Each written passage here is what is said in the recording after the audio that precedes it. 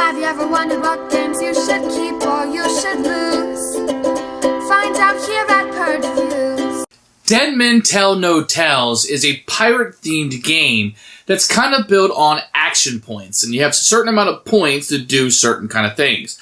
And you're on this boat that's on fire, and it has bad guys coming in. You want to fight them, and you want to collect enough treasure, and then get off the ship. If you want to think about Pirates of the Caribbean, the first movie, this would be that game. I feel like this really brings that Pirates of the Caribbean theme to life without the IP. Now, it is just generic pirates. You know, you're not Captain Jack Sparrow or etc. But I think this game could have really coolly have been Pirates of the Caribbean. And if you wanted to upgrade some of your stuff, you definitely could make it that, which is a huge plus for us. I'm going to put all that aside because it really does give me that feeling. And we're going to talk about the game itself. The game plays kind of to me like a Pandemic or a Flashpoint Fire Rescue. It's definitely in that vein. And to me, it kind of got the publicity of the third one. Pandemic, everyone knows. Flashpoint might be second.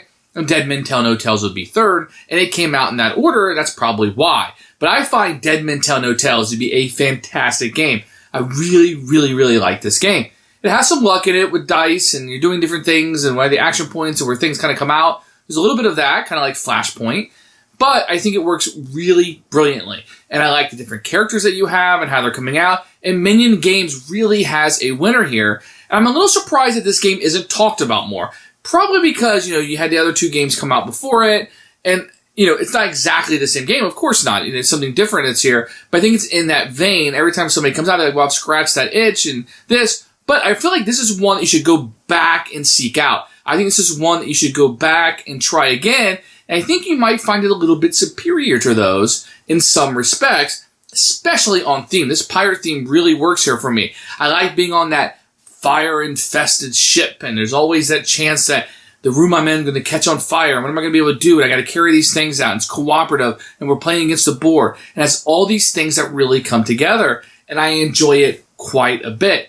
This is one I think people missed. I think this is one I think that you should go back and seek out and try, especially if you like cooperative games, especially if you like pirate games. I think this is one. Now, can you have the alpha dog player in this one? Sure. I think somebody could take over and be like this, and do that. You kind of got to hold yourself back a little bit, but understand everybody has their own turn, and you can do whatever you want on that turn. Hopefully, what's best for the group. And there'll be a lot of conversation at the table about, should we do this? Should we do that? And I think that really it makes this game an introductory game for people because they can just jump right in cooperatively. Maybe not have a whole lot to add the first game, but they definitely can come in. You don't have to know all the rules. You don't have to download all that because it's cooperative. People will be talking about the rules and what you can do, and what you can't do on a turn. And any individual option on your turn is fairly easy to figure out. I have these available options to me, but the bigger scope of the game is how they interplay with each other. Now, this isn't a deep strategy game. It does have that puzzle aspect to it that you're going to be putting together to try to solve it in a Pandemic or Flashpoint Fire Rescue sort of way. And it really, really, really works here. I like this game a lot. I like role-playing as the pirates. I like that anticipation and fear and stress that comes from the fire. I like trying to get that treasure out. What's best? Let me do this for you to put this fire out over here so you can grab the treasure and get out on the boat for us. And there's a really team-building aspect to it. I think it really works here. I think this is a forgotten game. Highly, highly recommend you go track this down, whether it's the first edition or second edition with the Kraken expansion. I think this is something you should seek out. You should definitely grab, and this game should be played probably more than I see it being played. It does play solo. You can play up to 4 people. The fifth with the expansion that can come out, but I think it's a really good game that you may have missed. Absolute keeper for me. Here's Dead Men Tell No Tales. This is the second edition. Very similar to the first by Minion Games. It's off the Kickstarter that I was able to get. You can see a very striking cover here with the ship on fire, which is the game, and the pirates kind of boarding it, which is the game. So it signifies the game really, really well, actually. Open it up. This is how I've organized it. I do have the insert in here. I probably will get rid of the insert and put the expansion in here also, but I wanted to show it to you like this. You're going to have a rule book. I set mine on top. Then I take these player boards that you have. You have to put this together with this dial, and there's 5 of them. They're really hard plastic, actually very nice and very user-friendly, and I put them in a square in there. You are going to get a fairly useless insert You could totally see just getting rid of this and having the open space. Nothing special here. You're going to have this little tracker you're going to use for the explosions that go on the bottom. And then you're going to have these tiles. There's going to be some starter tiles. This will build the board. Each one's going to have this beautiful fire artwork. I mean, the artwork on this is just incredible. The lighting and everything they use. You can see where the dice will stand. You're going to get a black felt bag that you realize it's a little small, a little hard to get my fingers in here. And you have these tiles that you'll put out, which will have doors or bad guys or whatever on them. And they're double-sided, so like when you beat a bad guy, you can see he's got a 3 strength, that the goodie is on the back, and that's why you really can't use miniatures in this game. But you'll be pulling this stuff out randomly from this felt bag. Okay, so here's a whole bunch of components that you get. You're going to get these little skulls that will be like henchmen in the game. You'll have these that will be added up. They'll be little bad guys. These will signify your actions. You get a number of these based on the player, and when you flip them over, it shows that they've been used, which is a nice little mechanic that you're using. You're going to get yellow and red dye. I really like the colors on these. They're small, which is nice because they fit on the tile. You're not really rolling these too much, but they are really, I think, really great dice. A normal 6-sided, regular size, just 6-sided die you'll be using for battles. Each pirate is going to have a different color. This is a little wooden meeple. They're pirate shaped. There are miniatures that you can get to replace these, but as you can see, they all have the same shape. They're just a different color. And then each character will have their artwork on this little battle token that they'll be using that shows the artwork of each individual player. And these are really thick and nice, and quite frankly, they didn't have to be. These cards are a little thin for my taste. They're okay. I love the feel of them. I like the way they feel in my hand. Just wish they were a little thicker. I'll probably end up, with these that I shuffle, I'll probably end up sleeving, to be honest, because I play this game quite a bit. These are the player aids. You're going to have your possible actions, and then the actions when you're looting. On the back, how a battle will go, and kind of how that works. The only thing missing is the round, like how a turn would go. And I do wish that was on there, because there's a little bit of nitpicky stuff there sometimes. Here are the items that you can get. So a bucket may lower fire in an adjacent room once per turn. 1 free rest action per turn. Add 1 strength in battle. May attack from an adjacent room for 1 action. Once per turn, no fatigue is lost. 1 free eliminate deckhand action per turn. 1 free walk or run action per turn. May lower a fire dice by 2. And this will be the dinghy that you're trying to get to. As for these, everybody's going to start out with one of these at the beginning of the game. And they're really helpful. So these are randomized. So every game you're going to have a different little action you can have with these. And you can pick up different ones during the game. These are the cards you'll use for your players. These are the back. They all look kind of the same. And everybody's going to have a unique power. And then you have a unique power from your item. So Black Gus Garrett, when a player's in a room with a skeleton crew, he can make them flee in any direction. She can eliminate 2 deckhands for each eliminate deckhand action you have. Extremely powerful with the item where she can have a free one. This player has 6 actions instead of 5, the generalist from Pandemic. While looting, this player is fatigued as if he were not looting, which is great. This player can lower fire levels in adjacent rooms in addition to the room he is in. And this player is fatigued by 1 less than normal, so his stamina is a little bit better. And when drawing a revenge card, this player instead draws 2, chooses 1, puts the other. So you can kind of have some control over what the bad guy is going to do. The tiles are very thick. Very nice, very colorful. I like the way they look quite a bit. They're cut very nice. The components are a win for me. I do upgrade these with the miniatures for my own, but these things like this with the skulls are very, very nice. The artwork in the game is phenomenal. The lighting on the fires is just great. So it's hard to complain about the components here. The last set of cards you're going to have are the cards, the revenge cards the bad guys will do. They're simply going to have a die on it that will activate. Maybe something on the bottom, these little icons that are pretty easy to use. Could this have been bigger and taken up more of the room? Sure, but I think it works fine. I've never had a problem. It's getting a little thin for my taste. Wish they were a little bit thicker. Here's the rule book. It's actually a very, very good rule book. I like it quite a bit. Picture of all the components here, what they are. Fantastic. That should be a part of every game. You're going to have setup over here with pictures.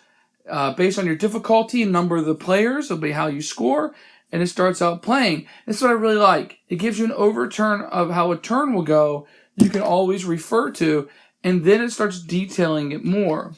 And it goes through the steps that you have of how all this activates. Plenty of pictures, lots of examples. I didn't find any rules in the examples, but the examples really clarify what you're doing. Great examples that were included in here. Then at the end, you're going to have explanation of some things like how does fatigue work and what's the effect? How do you loot? What happens if you die? And then the battles will kind of be understanding over here. And then at the end, how to win. And there's some variants that you can utilize to play the game a little bit differently to give some more replay value and some more difficulty, if you will. Excellent rule book. I like this rule book quite a bit. Great, great job. So when the game is set up, you're going to have this tracker across the bottom, which will keep track of how many explosions there are. Once you've had your 7th explosion, you immediately die. You're going to set up these 4 here in this way. You have a door here. And then you're going to roll a die for each one of these, and you'll put these out. If you roll a 6, you re-roll. I'm just trying to do this quickly, and you'll have these out on the board. Each player will get one of these turn tiles. This is going to track your fatigue. If your fatigue ever gets to 16, you immediately die. And if you get past one of these, so if I'm on, say, 6 and there's a 5, I can no longer enter a room with 5 dice, with a 5 pip. So I couldn't enter this room anymore. As your fatigue goes, you become better or worse. You're also going to have a tracker down here at the bottom that you'll keep track of your battle score, and I'll explain how that works. Each player will also get 5 of these action tokens. And these are going to track it when you take your actions. A lot of games forget to have these. So when you take an action, you just flip this over to the use side, and you can just count this and how many more actions you have, so you can never forget. I wish more games included that. In addition, each person is going to get a random character and a random item. I guess you could draft these if you wanted to. So she has 6 actions instead of 5, so you give her another action token. You may lower the fire dice by 2 once per turn. So each game, you're going to have 2 random powers that you'll be able to utilize. You'll take your character meeple and you'll place it here, and then you're ready to play. Now, each round of the game, when you start out, you're going to put a tile out on the board. In your first turn, you will put 2. I'm going to ignore that for now because I just want to show you how to play the game. But just know that your first turn, you're going to put 2 out. So what you're going to do, you're going to take a tile, and you can put it out on the board wherever you want. You can see here where these blue lights are. These are doors. So you just have to make sure the doors line up. I cannot place this here because there's a door leading into a wall. So let's say I just put that there. And I would take a die, a yellow die, because it has a yellow 2 there. As a yellow 2 pip. Then I would draw one of these tiles out of the bag at random, whatever they are. It's a 4 skeleton, and then he would go right there. And that would be the first step of each turn. The second step is I can start using my action. Now everybody gets 5 actions except for one character gets 6. Once again, you'll be utilizing these just to track them. But here are the possible actions that you can do. First thing you do is spend 1 action and you can move 1 space. That's called walking. If you move into a space, you will lose fatigue or gain fatigue. So in this case, I walk from something that has 0 to a 5. So 5 minus 0 is 5. I would move up 5 on the tracker. If I was moving from the 4 into the 5, I would only go up 1. So my tracker would go up 1. So you subtract it when you walk into a room, but know the starting spot right here is always 0. That's one thing you can do. You can also run, which is moving 2 spaces for 1 action. You gain 2 more fatigue than normal. So if I went through this 5 to 3, I wouldn't gain any fatigue. 3 to 2, I wouldn't. But let's say I was going this way. I would gain 1 for moving into this room. And then 5 minus 3 is 2 for 2 additional. So that's 3 that I would normally get if I was walking. Because I was running, I had 2 to that. And so I would take 5 fatigue total. So that's how running works. For each action token, I can reduce this. So I'm already here. I can make this to 4. That's 1 action. I can make this down to a 3. That is an action. If it ever gets down to 0, if I'm on 1, I get another one, then the dice is simply taken off the board. I can also spend an action to get rid of a deckhand. These are these white skulls. So let's say I have 1 in my room. I can spend an action to get rid of 1 from the room that I'm in, or I could spend an action to get 1 from an adjacent room. So I could get rid of this deckhand and get them off the board. That would be 2 actions I just spent. 1 to get rid of this one, and 1 to get rid of that one. Now there's 30 of these in the game. if they're ever on the board, all 30, and I need to draw one and put one on the board, and I cannot, then I will lose the game. Now, as you get these skeletons, I'll show you how combat works. There are going to be things on the other side. So if I have something in the room I'm in, I can spend an action and pick these up. I'll go over what these treasures do later, but just know that if something's in your room and you want to pick it up, it costs an additional action. I can always rest if I'm in a room. I can lower my fatigue level by 2 by spending an action. So once again, spend one of my action tokens, flip it over in the room that I'm in, and I can reduce my fatigue by 2, which will help me be able to enter certain rooms and not die if it gets all the way to the end. Now, one thing I can do is I can spend an action and increase my battle strength. So each way I increase costs an additional action. I'll explain what this does later, but just know that's how it will increase. At the beginning of the game, we were all given random item cards.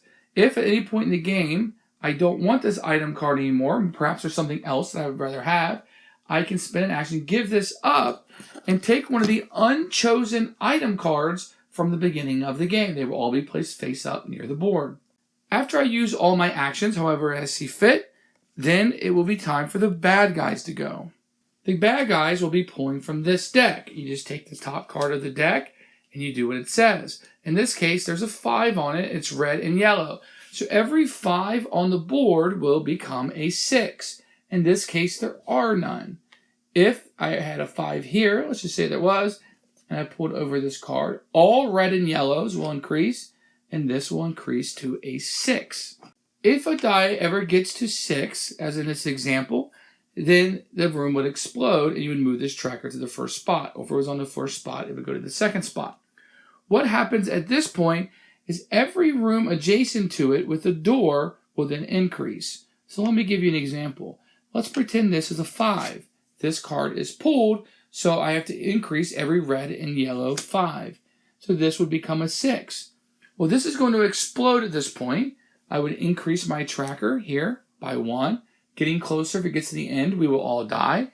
And then every room, which is only this one, will increase by 1 pip. There were a tile here and here. They would also increase. There's no die here, so nothing will increase. Then you take this die off. You flip this over. And now this room is impassable, and it will block all movement. You can no longer move through that room. If by doing this, it cuts off where you can get to treasure, and it cuts off your path. Let's say this is all the tiles in the game, which it would not be, and a pirate was over here, you can no longer escape, then all pirates would lose the game. Let's talk about some other effects that might come up.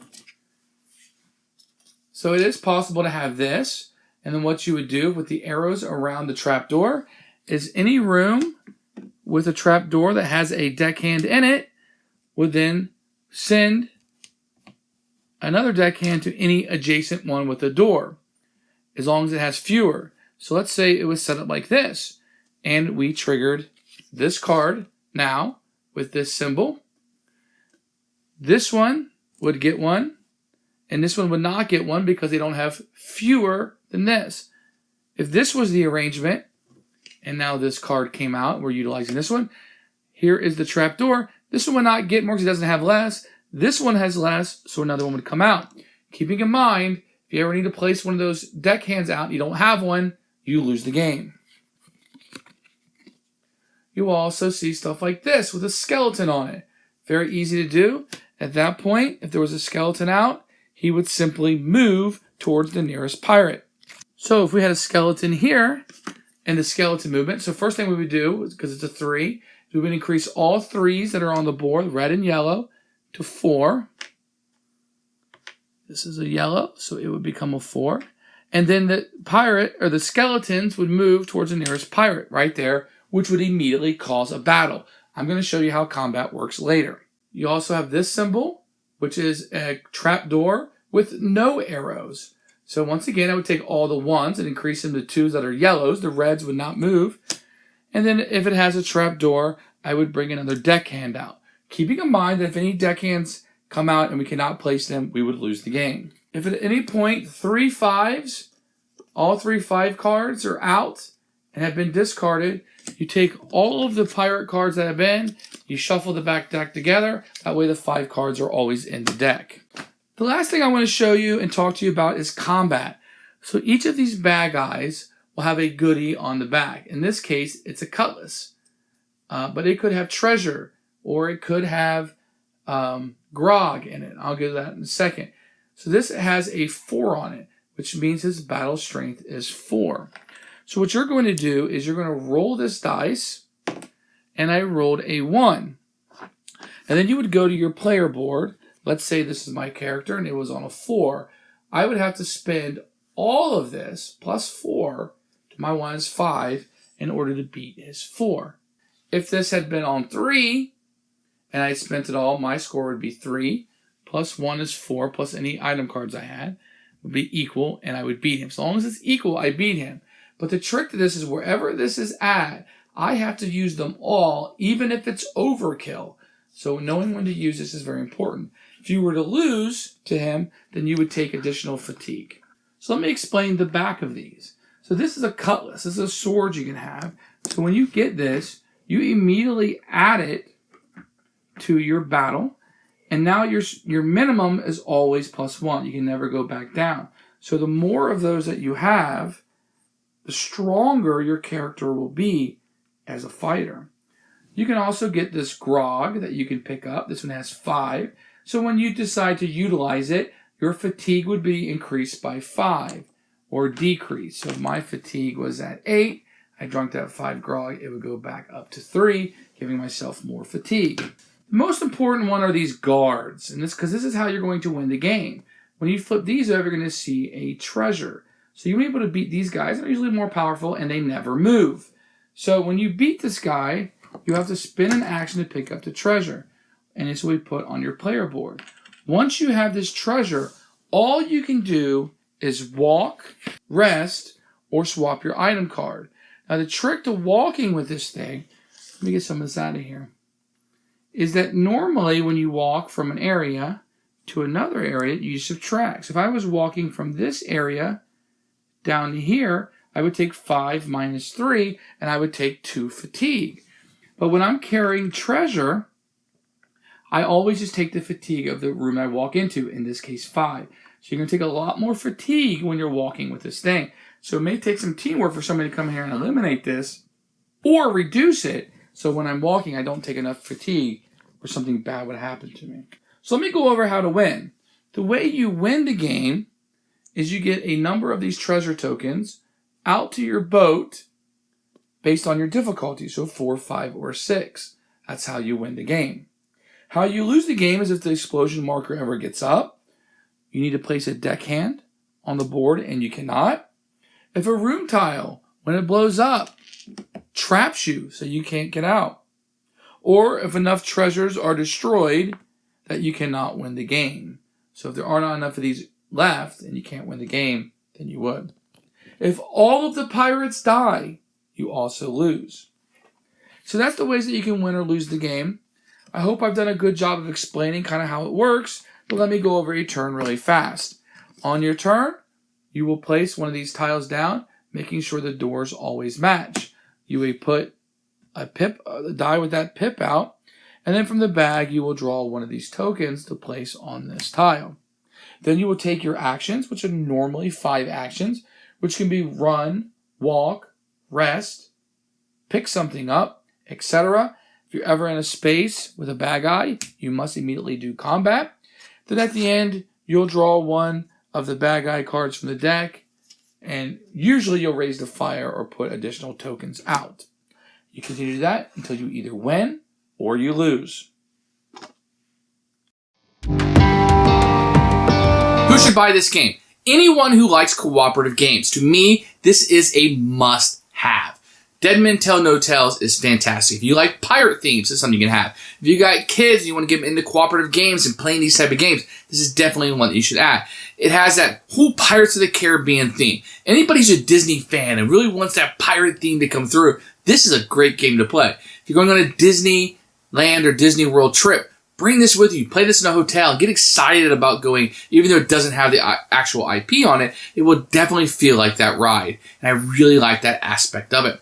This is a hidden gem. This is one that kind of got missed, probably due to distribution, and I just don't hear as much about it. But it's a fantastic game and one I highly recommend. Dead Men Tell No Tales. Absolute winner for us. Thanks for watching the video. I really appreciate you tuning in. If you liked it, please like it and hit that little subscribe button. That really helps out the channel, lets us know that you're getting the videos that you want. If you agreed or disagree with what I said, feel free to comment below. I'd love to hear what you have to say, and I promise that I will comment back. Thanks for watching, and everybody else, keep playing.